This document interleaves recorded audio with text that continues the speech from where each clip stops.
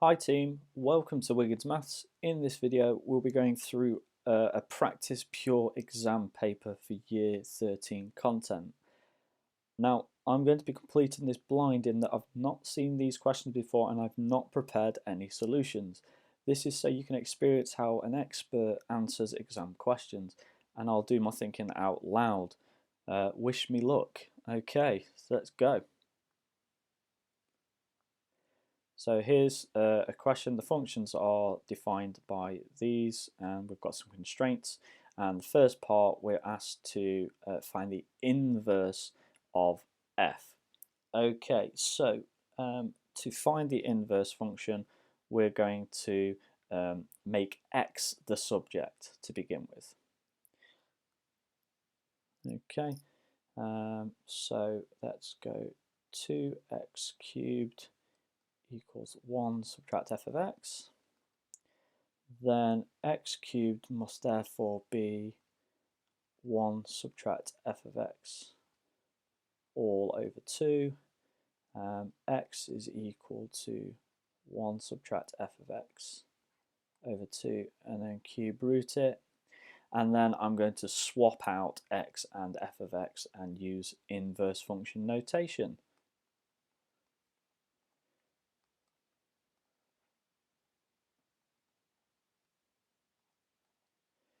Okay, so let me just check that.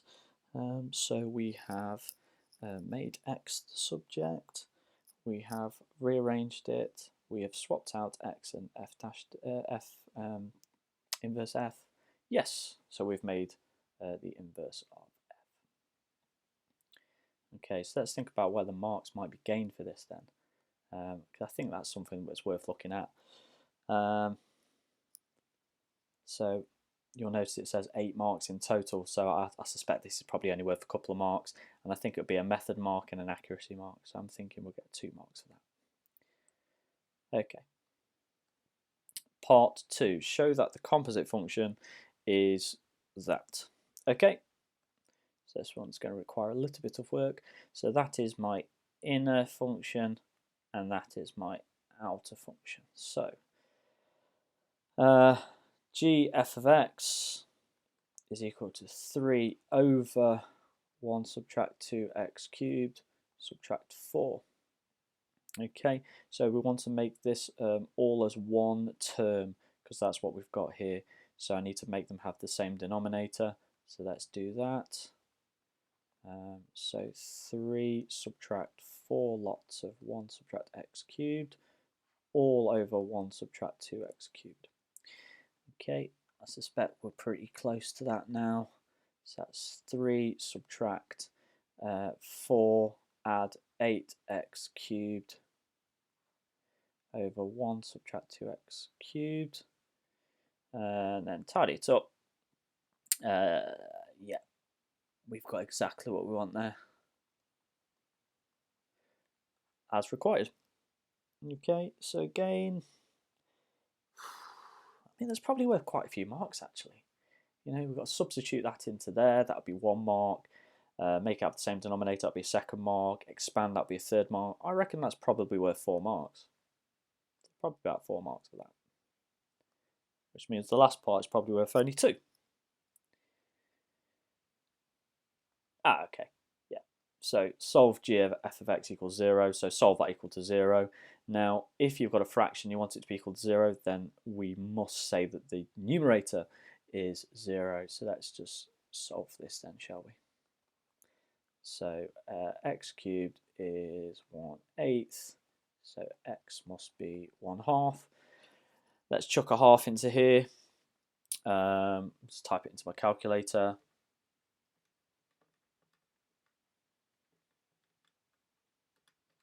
Over 1 subtract equals, yes, lovely. So that definitely works, and that'll be worth a couple of marks for that as well. Ooh, question 1 unscathed. Right, question 2, binomial expansion. Okay, so it's of the form where the power is a fraction, so we can use our formula booklet to our advantage here. However, we need to make sure that that is a 1 at the front, do we not? So we'll take out an 8 to the 3rd, and then that becomes that. So it's our first step. 8 to the third is just 2, so it's going to be 2 lots of, and then we can use our formula. So that is 1 add n x add it's going to be 1/3 multiplied by negative 2/3 over 2 factorial negative 3/8 x squared. Want it up to x cubed, so we want the next term as well. That's 1/3 negative 2/3 negative 5/3. Apologies, I'm going to run out of room here. So then that's going to be multiplied by negative 3/8 x cubed. Ellipsis there. Okay, so then let's just tidy all that up.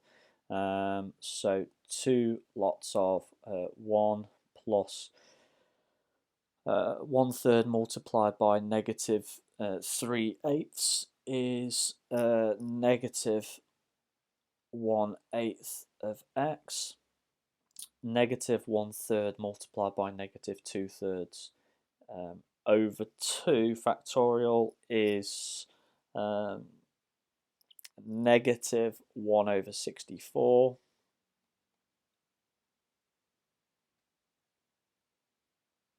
When we've multiplied it by 9/64. Let's just double check this. 1/3 multiplied by negative 2/3 is negative 2/9 over 2 is negative 1/9. Yeah, perfect. X squared. And then this bit here, blimey, I might have to use my calculator for this bit. Okay, so 1/3 multiplied by negative 2/3 divided by 3 factorial, so that's 6, and then multiplied by negative 3/8 cubed. So that's going to be, it's just typed it into my calculator really. So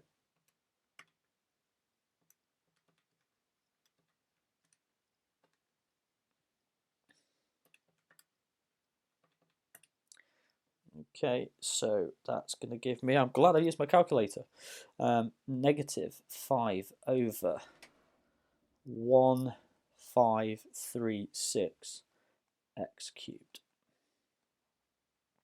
So then the last thing I need to do is just double everything. So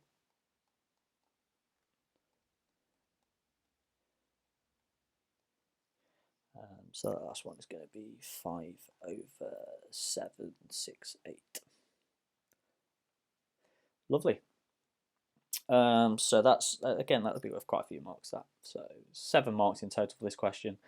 I suspect this will be worth 1 for that, 2, 3, probably 4 for that. I reckon probably 4 marks. Okay. Oh, okay. Use your expansion with a suitable value of x to obtain an approximation to that.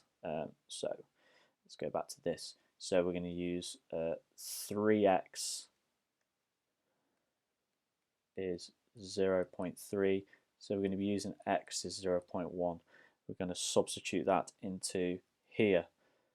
Okay, so 2 subtract 1/4 x, subtract 1/32 x squared, subtract, let's double check, 5/768, 5/768 x cubed.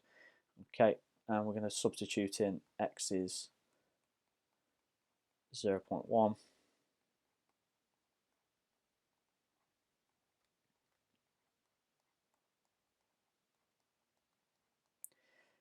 Okay, type that into my calculator, making sure I do not misplace any negatives.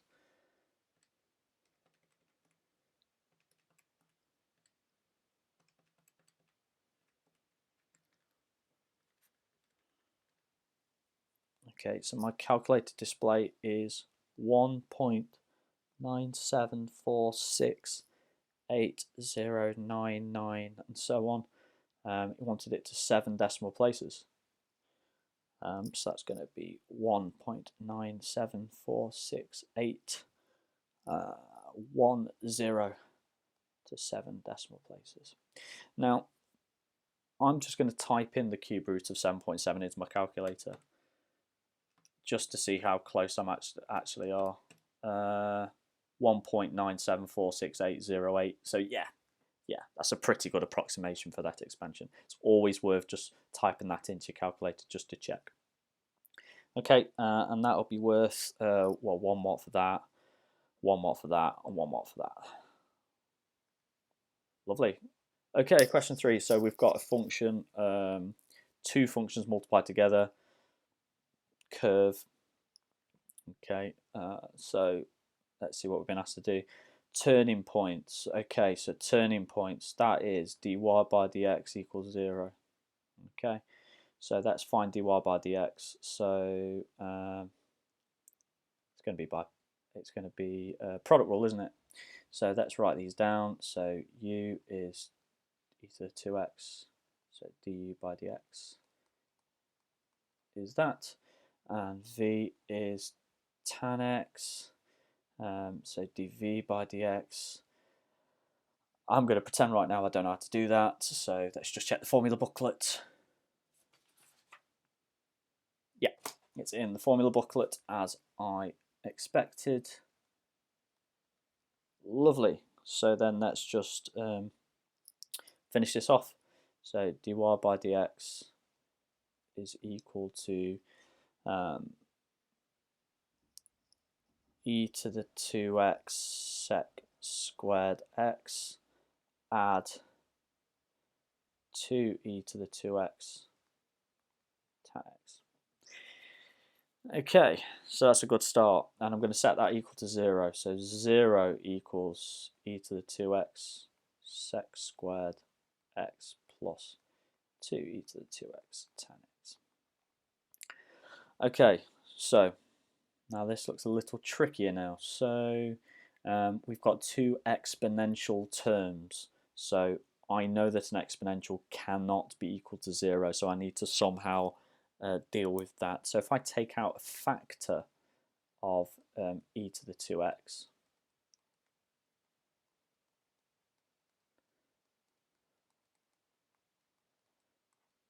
then that sorts that out, I feel. Let's just check.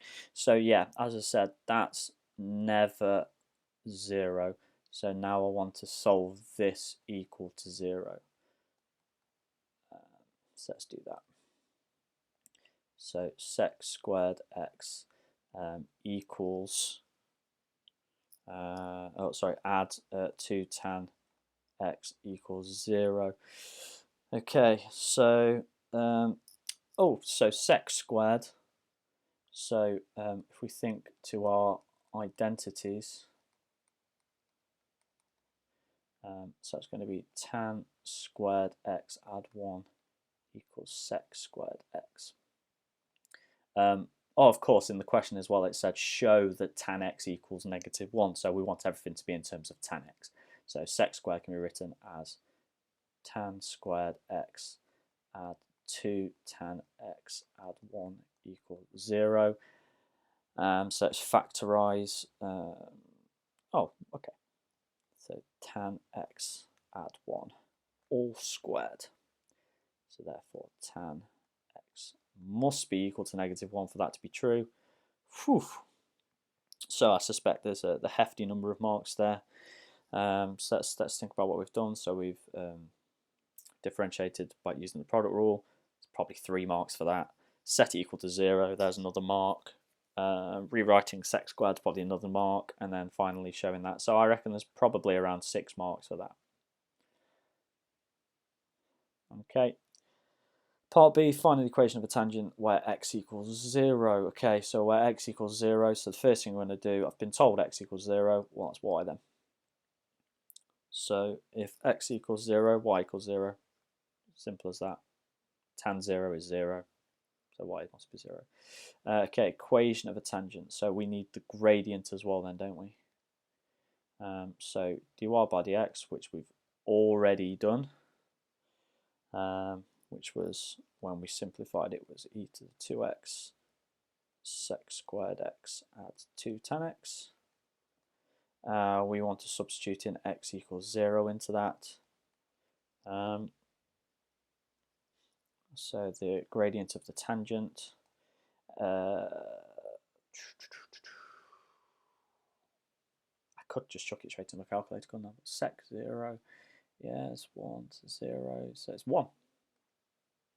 Okay, and then using the formula,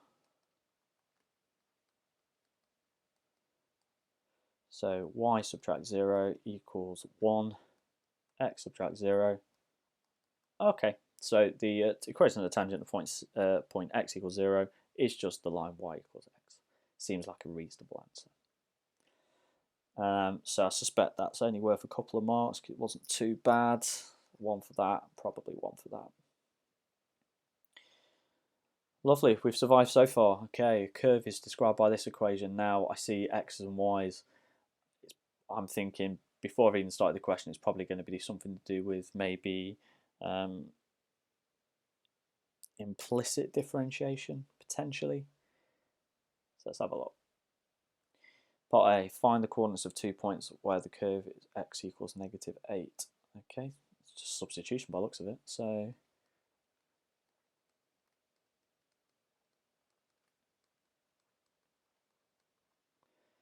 So that's going to give us 4y squared, subtract 96y, 8 cubed is 512, so 512. Everything's a factor of 4, so let's take out a factor of 4. I'm assuming this factorizes quite nicely, or I can just use my calculator. So there's no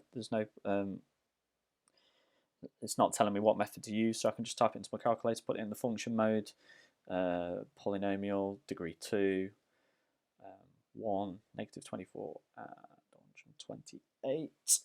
Okay, so it's telling me y is equal to 8 and y is equal to 16.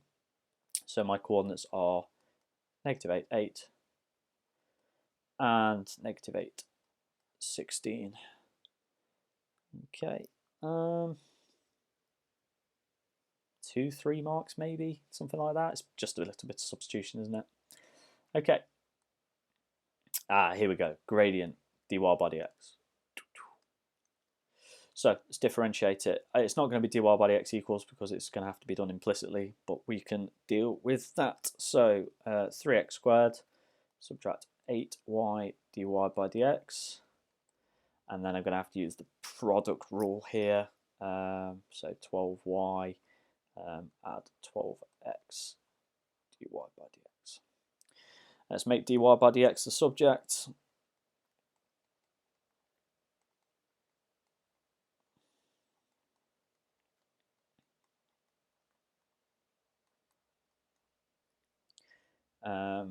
Factorize and divide through. So we're going to get 3x squared subtract 12y all over 12x add 8y equals dy by dx.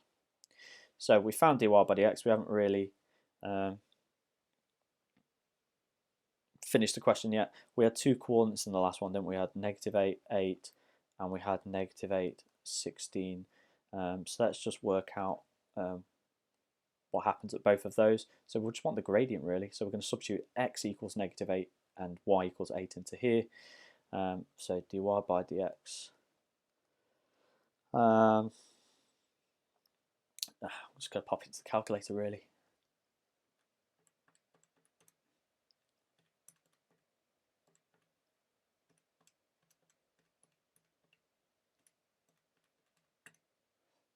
Okay, so we get -3 for that. And then let's do the same for this one. Now if I'm clever, I can just use what I've typed in and just replace y with 16 in this one. So it should reduce the amount of time it takes me to type it in. Or failing that, just type it in full again. There's no harm in doing that. Oh, okay. So the gradient there is 0. Done. I suppose I could write down m equals -3, 2 equals 0, or something like that. Yeah, I suspect again quite a few marks there. If there were 3 for the first one, it's probably 6, isn't it? We've had to differentiate implicitly, we've had to substitute in what we know. There's a bit of work there, but nothing too taxing. Excuse me. Okay, so this time we have an equation like this. We've been told a coordinate, we've been told what x lies between. Right. Okay, so let's see what we've been asked to do. Equation of a normal. Blimey, we've been asked to do a lot of differentiation in this one, aren't we? So dy by dx equals 6 cos 2x subtract 8 sine 2x.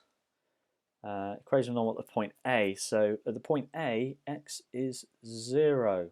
So dy by dx, if we chuck in 0 into there, we're going to get 6. Okay, remember that is the tangent, and we want the normal. So the m of the normal, negative reciprocal. And that's it, I guess. So y subtract y1 equals...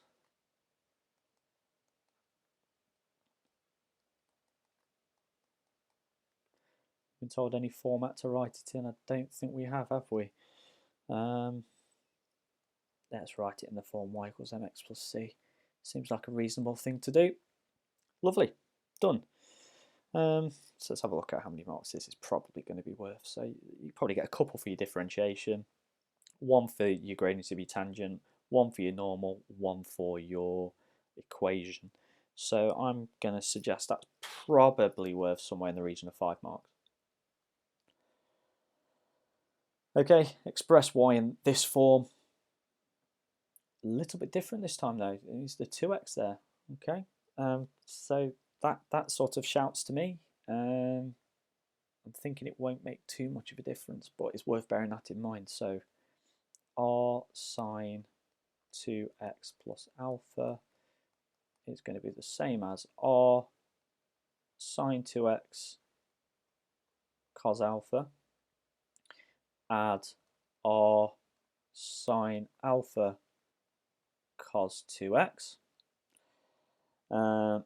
So it was 3 sine 2x in there, so I know that r cos alpha must be equal to 3, and it was 4 cos 2x, so I know that r sine alpha equals 4. 3, 4, classic 3, 4, 5 Pythagorean triple. R 3 squared plus 4 squared square rooted. R is 5. Divide those two, you get tan alpha is 4/3. So alpha 3 sig figs between 0 and pi over 2. It will probably always be between 0 and pi over 2 because they only want one value of alpha. Type it into my calculator. 3 sig figs, so we want 0.927. So my final thing I'm going to write down is actually what I end up with. Don't be the person who doesn't write this final step. Okay, that would be careless marks to be lost. And again, 1, 2, 3, 4 marks. So we've accumulated a few marks now. Find the coordinates of the points of intersection of the curve with the x-axis. Okay, so I see x-axis. Now what does that mean? It means that y must be 0. Okay, so we're solving this equal to 0, which we can't do. But part B, we rewrote it in a different way. So 5 sine 2x plus 0.927. And we want that equal to 0. So sine 2x must be 0. So the principal value is 0. Okay. So when is it equal to 0? So remember, sine is the y-axis, so it would be 0, and it would be pi. So it would be 0 pi, 2 pi, 3 pi, 4 pi, and so on. Okay, so let's have a think about this. So therefore 2x is going to be negative 0.297. Pi subtract, get the calculator, pi subtract 0.927 is 2.2145. 2 pi subtract is 5.356. 3 pi subtract, I'll always tend to go 1 or 2, probably too many, just to be on the safe side. I think that's probably going to do us, isn't it? So x is, I'm going to ignore, am I going to ignore that one? No. Between negative pi and pi. So actually I need to look at negative 2 pi as well, I feel. So negative 2 pi, the negative 2 pi subtract 0.927 is negative 7.210. So yeah, that's actually not going to be in there either, so that's fine. So then divide them by 2, and then it wants it to 2 decimal places, so that's going to be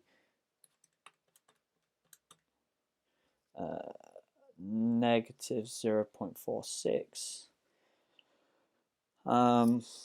That's going to be 1.11, and that's going to be 2.68, and that's going to be 4.25, which I don't want. Okay, so I think that's it. So negative 0.46, 1.11, 2.68. Okay, it's probably 3 or 4 marks. Probably 4 marks for that. I reckon about 4 marks. Okay, next. Okay, so we've got a function. We've been told that x is greater than negative 2, but it has to be because of this function. So let's see what we're going to be asked to do. Okay, show that is a root equal to 0 between 2 and 3. Now this is one of the easiest questions you will ever come across. Okay, so let's find out f of 2. F of 2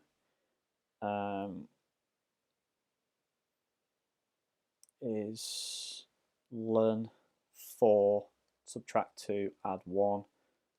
And then if we were to actually work that out, type it into calculator. So that's 0.386. And then if I try f of 3, so that's learn 5, subtract 3, add 1. Type it into calculator. So that's negative 0.391. And there is a change in sign. Therefore, root lies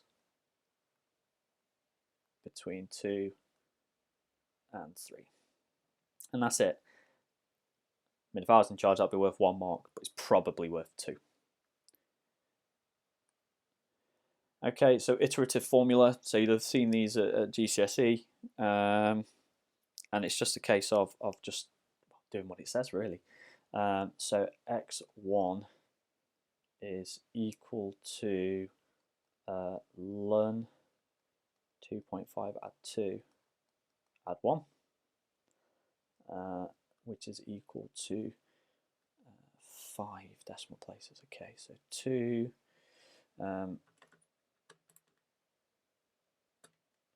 yep, so 2.504077, that's the calculator.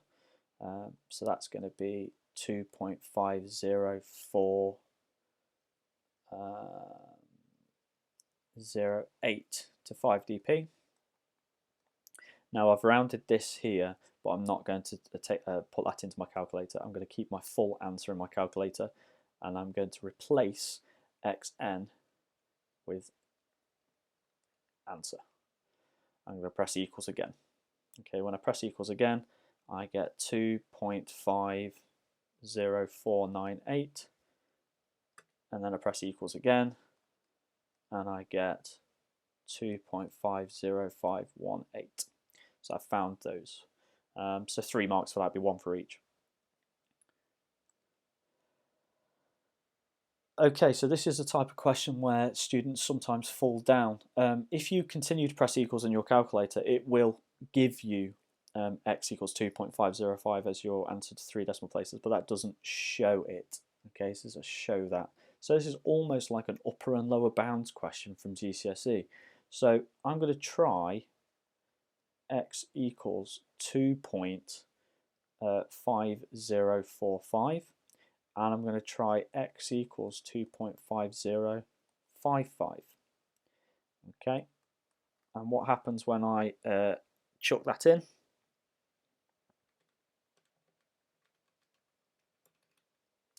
Okay, I get f of x equals 0.0006. And then if I type in that one, I get f of x equals negative 0.0002. And this time there is a change in sign, both very close to 0 as well. So change in sign.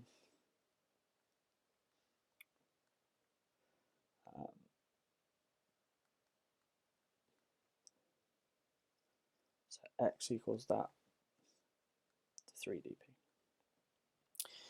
Lovely. Okay, so no context question. Integrate, learn something. Now, this is one of those things where you either remember the special case or have revised the special case, or you can't, or you won't be able to do this. It's as simple as that.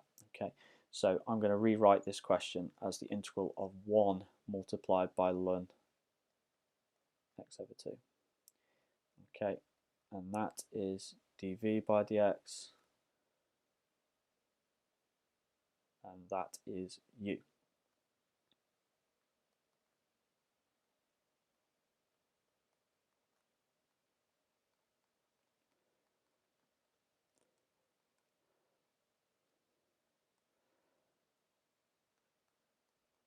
Okay, so let's differentiate ln of x over 2. So that's going to be a half over x over 2. Half over x over 2 is just 1 over x. Okay, and then integration by parts in the formula booklet. Yeah, so we get x ln x over 2, subtract the integral of x multiplied by 1 over x. That's sort of the point. Something nice happens. So this is going to be x ln x, subtract x plus c. Don't forget plus c. It's probably worth 4 marks. That this is a bit harsh. It is a special case. You know, need to remember to multiply by 1. Okay, again, no context. Sine squared. Okay, remember integrating trig functions with powers, unless it's in the formula book, we need to find a better way. So let's think about what else contains sine squared that doesn't contain powers. So from my knowledge, cos 2x is 1 subtract 2 sine squared x. So let's change this around a little bit. So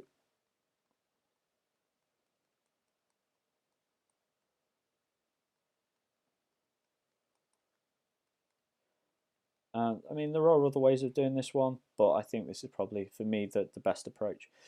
So integrate between pi over 2 and pi over 4 of 1 subtract cos 2x over 2 dx. Okay, so let's integrate that. So it's going to be a half x subtract sine 2x over 4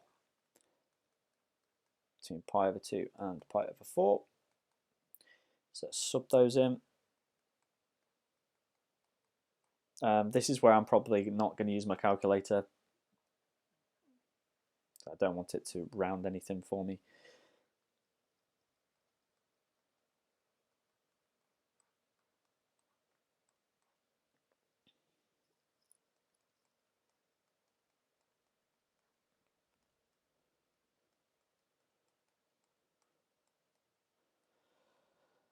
Okay, so then let's evaluate this. So that's 0, so it's going to be pi over 4. And that's pi over 8. Sine pi over 2 is 1. So that's going to be pi over 8 subtract a quarter. So that is going to be that. Now, quarter take away an eighth is an eighth. Subtracting a negative a quarter is add a quarter. Okay, so again, you know, probably 4 marks, maybe 5 marks for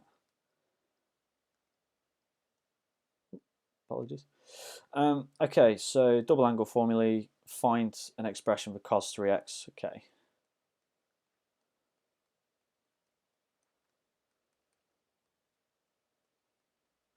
You want it just in terms of cos, not cos 2x, in terms of cos, just spotted that.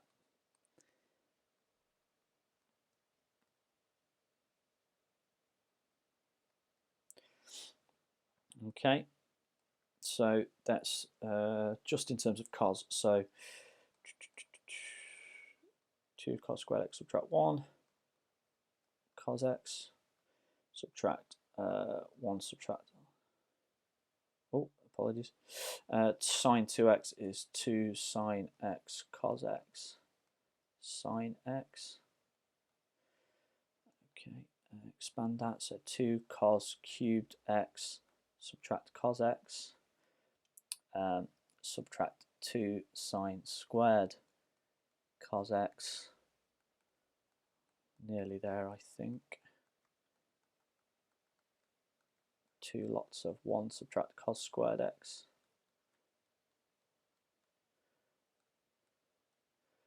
Okay, so 2 cos cubed x, subtract that, and then we're going to subtract 2 cos x, add 2 cos cubed x. So that is going to give us, that's going to be subtracted, isn't it? No, I was right the first time. 4 cos cubed x subtract 3 cos x. And that is just in terms of cos itself. 1, 2, 3, probably 4 marks, I reckon. Something like that. Okay, proof identity, which means I should only work on one side. Now, one of these sides is easier to deal with than the other. And more importantly, I can actually do some stuff to one side compared to the other, so I'm going to work on this left-hand side. Okay, so same denominator to begin with. So cos squared x add 1 plus sine x squared over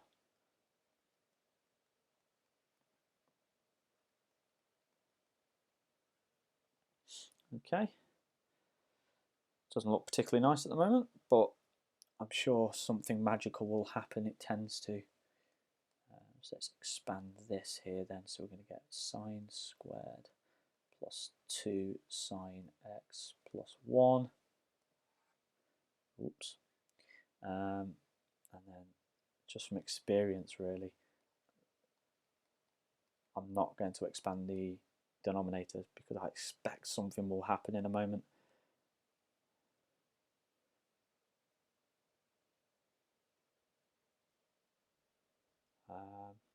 Cos squared plus sine squared is 1, so we're going to get a 2 sine x plus 2. could almost hear my fear then when I couldn't spot it initially. And then I can factorize. Oh, lovely. I love it when a plan comes together. Okay, that cancels with that, leaving me with 2 sec. Done. Okay. Depressingly, that won't be worth that many marks. I mean, really, 3 marks I'd suggest for that. Because it is a show that the next part, I'm assuming, will be using it. Yeah, so hence or otherwise. Remember, that means hence. So that can be written as 2 sec x equals 4. So sec x equals 2. So cos x equals 1/2. 0 and 2 pi, so x is equal to pi over 3. That would be our principal value.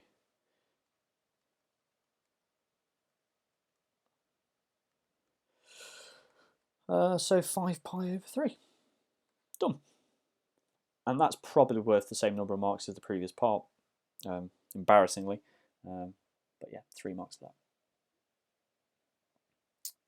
Oh, this looks a little bit tastier. So parametric, we've got a graph. Show that the area of the integral is given by that. Okay, so one of the things that we've always known is that to find the area, it's y dx on a Cartesian plane, right? So I can rewrite this as y dx by dt. So let's do this then. So dx by dt is 1 over t plus 2. So that's going to be the integral of 1 over t plus 1 multiplied by 1 over t plus 2. Not far off, are we? Okay, so the limits, okay, right, so x is ln 2.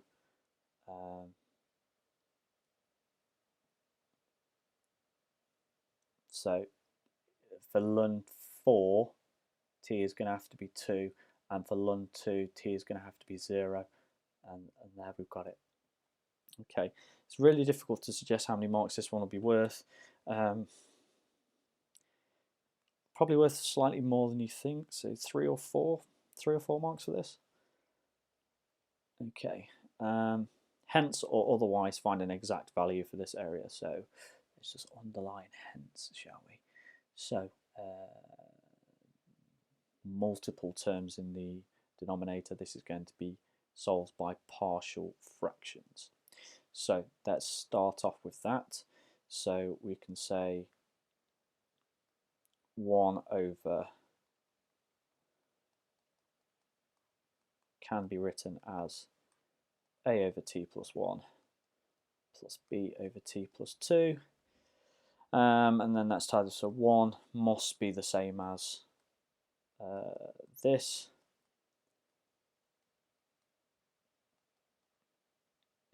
So let's sub in x equals -2.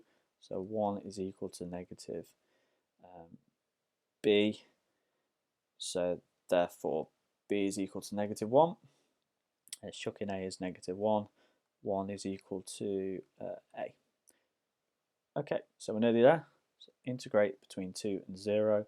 1 over t plus 1 subtract 1 over t plus 2 with respect to t.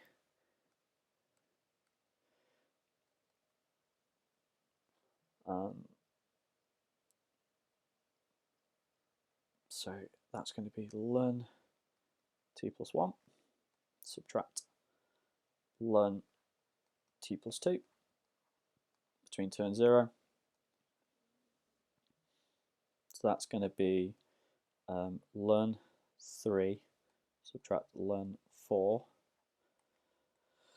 subtract ln 1 subtract ln 2. So let's deal with this. So that's ln 3/4 add ln 2, isn't it? And then multiply those together, you get ln 3/2. I'm assuming it's at exact value. I mean, it'd be silly not to give it an exact value.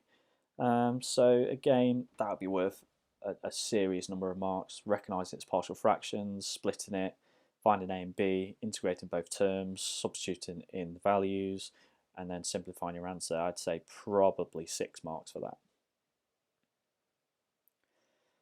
Oh, we're still going with this question. Oh, okay, 15 marks. Hefty. Okay, so find the Cartesian. Right, we need to make t the subject for this first one then. So e to the x subtract 2 equals t. Yep. Okay, and then substitute it into y. So y is e to the x subtract 2. Add 1. Therefore y is 1 over e to the x subtract 1. Done. Couple of marks for that. 2, 3 if you're lucky. Okay, state the domain values for x. So let's have a think about the domain. So ln t plus 2, and we're told that t is greater than -1. So if -1 was in there, we get ln of 1, which is 0. So that means that x must be greater than 0. And probably only 1 mark for that. Oh, blimey, text alert. So, liquid is pouring into a large vertical circular cylinder at a constant rate of blah. It's leaking out at the base, of course it is. Rate is proportional to the square root of the height of the liquid already in the cylinder. The area of the circular cross section is that. Okay, so things that stand out for me is we've got a rate, we've got a leak, proportional to the square root of the height, and we've got the area of the cylinder. Blimey. Here we go. This is what's going to separate us, I feel. So we want to show dh by dt is equal to that load of jargon, right? So I suspect this one's going to be the toughest one. So what do we need? We want dh by dt. It's a connected rates of change question, so we want dh by something multiplied by something by dt. What's the context? Well, it's the volume of liquid in this cylinder. So it's going to be dv and dv. Okay.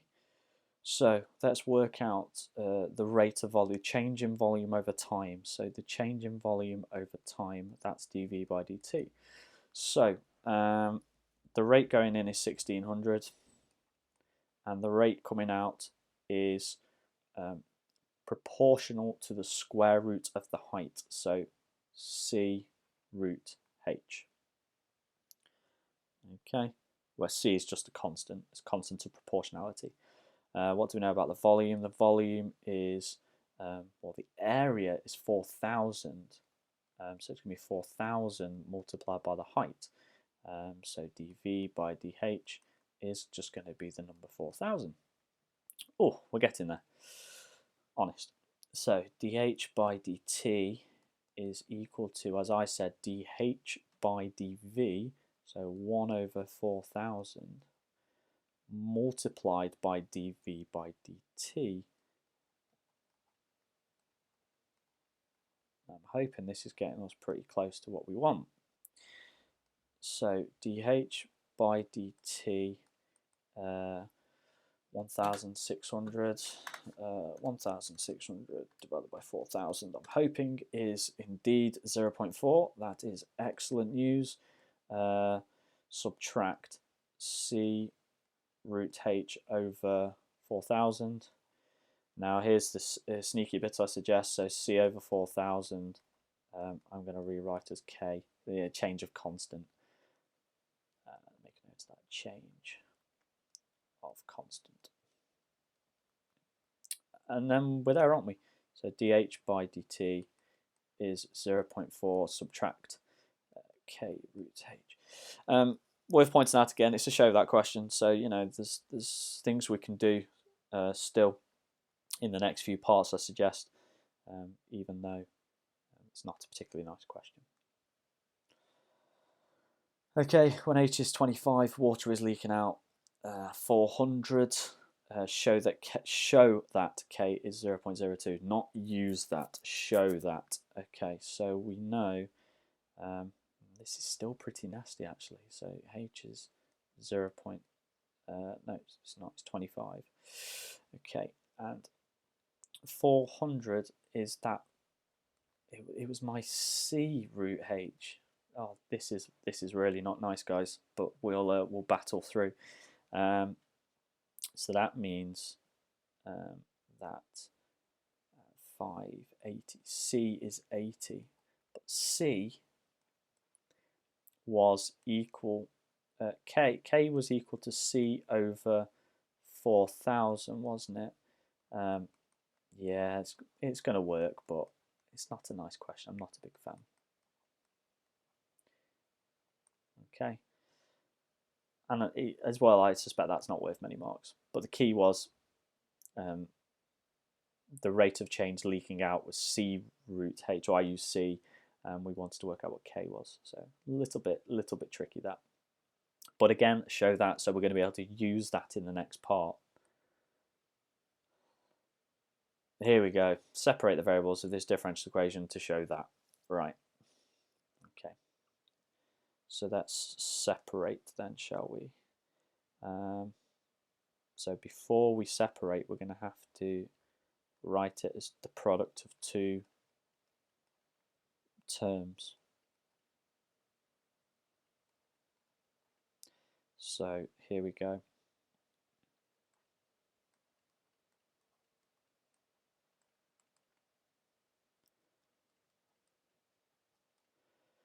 Integrate both sides.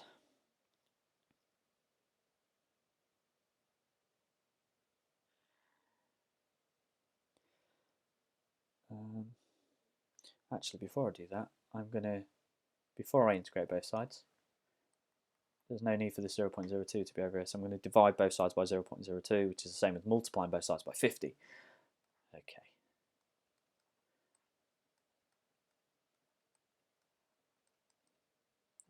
dh this should be, apologies.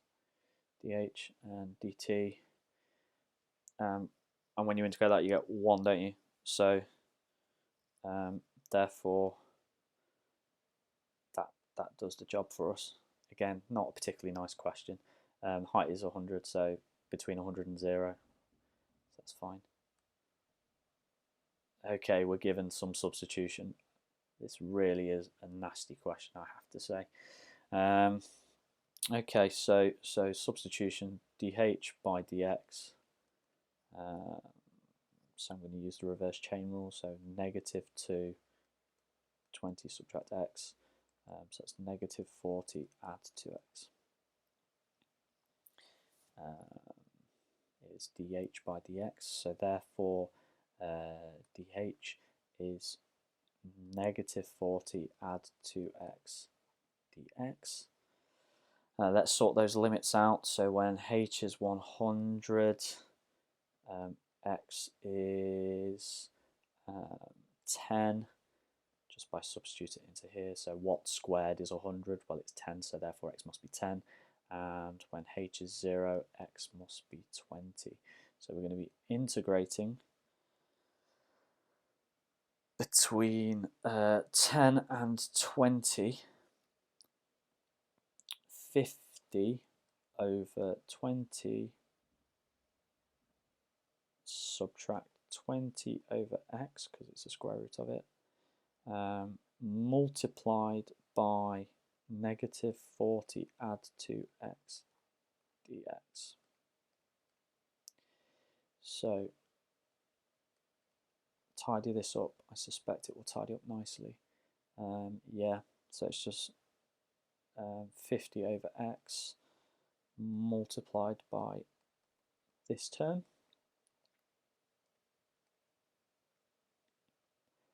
And then let's tidy it up even further. See if we can save ourselves a bit of bother. So negative 2000 over x,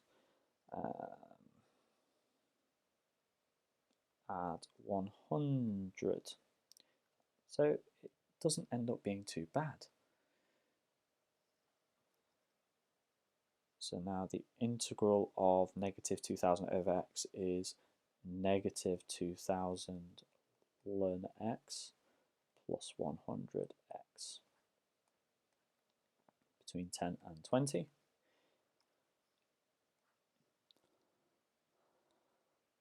Okay, so we're going to get negative 2000 ln 10 add 1000, subtract negative 2000 ln 20 add 2000. So if we tidy this up,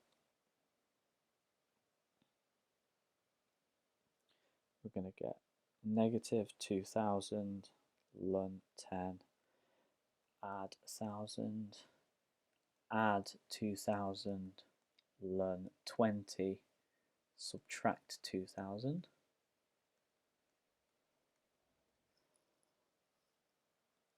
So the 1000 take away 2000 is negative 1000. 2000 ln 20 subtract 2000 ln 10 is 2000 ln 2. 2000 ln 2 subtract 100, I feel, is the right answer. 6 marks, I'd say. You know, you've got some for the substitution at the start, finding dh by dx, finding the limits, integrating the function, substituting in the limits. It's 2000 ln 2 subtract 100. Well, I suspect, yeah, so I suspect that the final part will determine really whether we had a sensible answer for part D, hence or otherwise, hence. Find the time to fill the cylinder from empty to the height of 100. So we had 2000 ln 2 subtract 1000.